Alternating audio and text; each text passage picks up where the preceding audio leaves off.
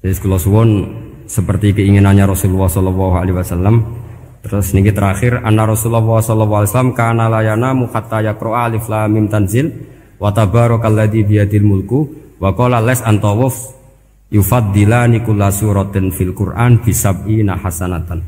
Jadi di antara kelebihannya surat Tabarok adalah mengungguli umumnya surat dengan kelas 70 kali derajat.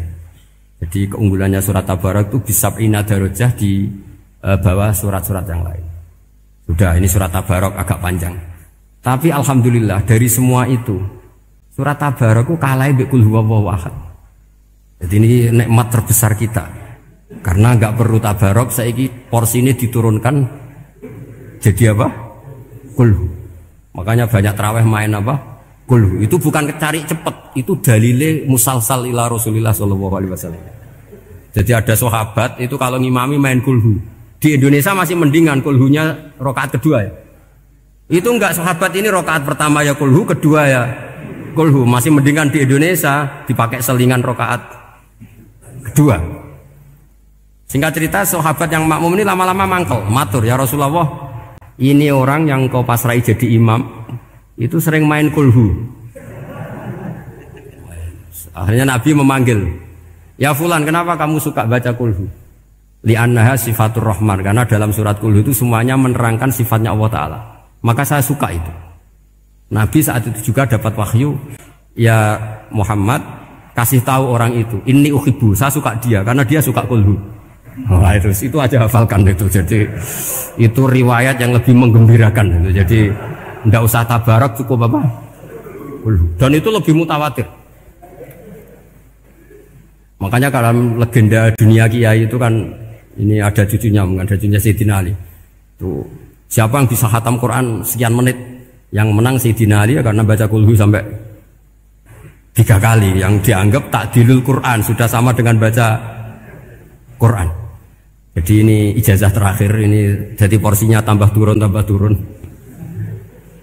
Saya itu suka. Saya itu punya banyak penggemar lah di Jogja, di Jakarta. Memang agama ini harus mudah. Saya itu kalau baca kulhu itu sampai nangis. Nangis saya bukan karena faham atau haru, itu enggak. Sebaik itu Allah. Masa gara-gara hafal kulhu, main kulhu dicintainya? Ya karena memang Allah itu benar-benar zat yang baik. Makanya saya punya teman itu kurang ajarnya Masya Allah. Kalau tes ditanya rukun Islam berapa, nawakidul wudhu berapa, muftitatus sholat berapa, semuanya dijawab la ilaha illallah. Terakhir ditulis kafir Pak, sama nyalano iki. Nyalano la ilaha illallah kafir apa ndak? Gurunya bingung kan akhir. Di ek iku la ilaha illallah kok di ek. Akhirnya bocah diceluk, "Cong maksudem piye? Mun sampean wani ngeek Pak, kafir Pak." Akhirnya sugahno ribet-ribet. Pertanyaan apa tuh? Ma mubtilatus sholat la ilaha illallah. Nah gitu wudu ya. Tapi jangan tiru loh. Lah gurune kok pengen kawani kafir. Siapa yang berani ngeek la ilaha illallah? Yo ana meneh sing buweli. Angin belinge ku disurati wong tuane. Kalau nu mondok sarang era kuno, dadi ijek lugu wong. Surati wong tuane, kowe gak susah, wong tuamu disurati. Tenang ya Gus, bapakku buta huruf. Dadi wis disurati, gak ngefek wong bapake buta huruf. Nah, di Islam, saya ulang lagi di Islam. Dengan tanda kutip kesalahan-kesalahan kecil gini ku zaman Nabi, sahabatnya Nabi, iku kabeh iku dadi berkah. Makanya enggak ada ilmu sebarokah kayak zaman Nabi. Wong goblok wae dadi berkah. Sampai Nabi ngendikan aksaru ahlil jannah al-bulu, akeh-akeh penduduk swarga iku wong goblok. Mergo wong goblok iku piye? Apa dimangkeli iku ya gaweane pangeran. Nabi itu pernah disomasi wong goblok. Itu ya piye? Nabi kan cerita kiamat tuh gini. Yang kemarin enggak jadi itu. Kiamat di Indonesia kan berapa kali ya? 999 terus 2000 berapa? 12 terus Jumat apa kan sering mau ada kiamat tuh. Saya sering ditanya tamu, "Gus, ngenteni kiamat teng pundi? Enteni ning kene barang aku." Aneh-aneh. Ngkarwan layak alamuha illahu bokas bakas. Nak misalnya tenan piye Gus? Ya tenan sing entek Gus enak aku gak. Wah sesuk tajak ngenteni kiamat ora sida kiamat. Aneh-aneh. Saya ulang lagi. Ketika Nabi cerita dasarnya kiamat itu sahabat itu enggak mikir. Padahal mereka orang-orang pinter. Si mikir wong desa, Mas. Ya Rasulullah mata sa'ah. Engkau itu cerita kiamat terus tapi enggak jelas tanggalnya. Lalu itu kapan? Wah kaget sahabat, oh, pinter juga. Kalau cerita itu ada tanggalnya dong. Ini kan cerita terus tapi enggak jelas tanggalnya. Apa diamuk wong desa? Ora diamuk mangkelno. Nabi meneruskan tentang ahwalil kiamah, masih nerangkan ahwalil kiamah. Dibaleni lagi. Ya Rasulullah mata sa'ah. Lalu kiamat itu kapan? Ini kalau ijazai jadi bodoh tapi untuk ridhanya Allah Ta'ala pun. Kalau lah kadang jadi pinter gue nyesal. Ribet. Kongkonan ini, kongkon najib barang ini akhirnya. Gara-gara pinter. Padahal kok ya wong bodoh lah mlebu swarga, ribet kan? Direwangi dadi wong alim, sebelum kok wong bodohne ya melok mlebu swarga. Wong gelombang kedua itu pengumumannya siapa pencinta Nabi, pencinta wong alim masuk swarga. Yang pertama seleksinya agak ketat, yang kedua itu ya muhibbin mun cukup mun. Jadi sebenarnya swarga ya ketemu wong ora jelas-jelas nih. Wah repot ya. Akhirnya ketika Nabi gak jawab, sahabat itu banyak yang analisis kariha maqala, lam yasma, ada yang bilang lam yasma, memang Nabi tidak dengar. Ada yang analisis sami'a wa kariha maqala, sebenarnya Nabi itu dengar tapi gak suka karena pas khutbah diket, diinterupsi. Karena diulang-ulang lagi akhirnya akhirnya Arabi tadi mengulang-ulang lagi, akhirnya Nabi jawab. Karena Nabi itu orang yang sangat pintar, jawabnya ma'atattalaha, kamu kok berani tanya kiamat kapan, persiapan kamu apa? Fawawahi ma'atatulaha kabiro sholatin wala siyamin wala kada wa kada walakinni uhibbuka. Cek menang ya pede. Apa Nabi tanya persiapan saya? Oh kalau sholat saya biasa kok bangga. Wes wong desa biasa kok. Fawawahi ma'atatulaha kabiro sholatin, saya sholatnya biasa, puasa biasa. Maksudnya sing wajib-wajib tok lah, ndak aneh-aneh. Tapi walakinni uhibbuka, tapi saya ini mencintai engkau. Apa jawabannya Nabi? Almar'u ma'aman ahabba. Dan itu melegenda seluruh dunia, baru kayak Bedui. Jadi semua orang yang hafal hadis almar'u ma'aman ahabba atau anta ma'aman ahbabta itu barokatu hadal badui, karena berkahnya orang Bedui.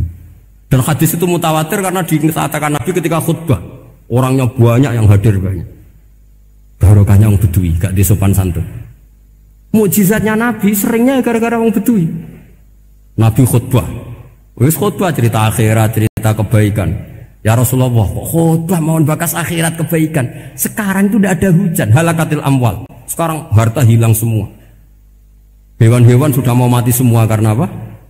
Kekeringan. Mohon jenengan rasa bakas niku, pun jaluk udan mawon. Nabi langsung Allahumma, wah langsung udan tuwres.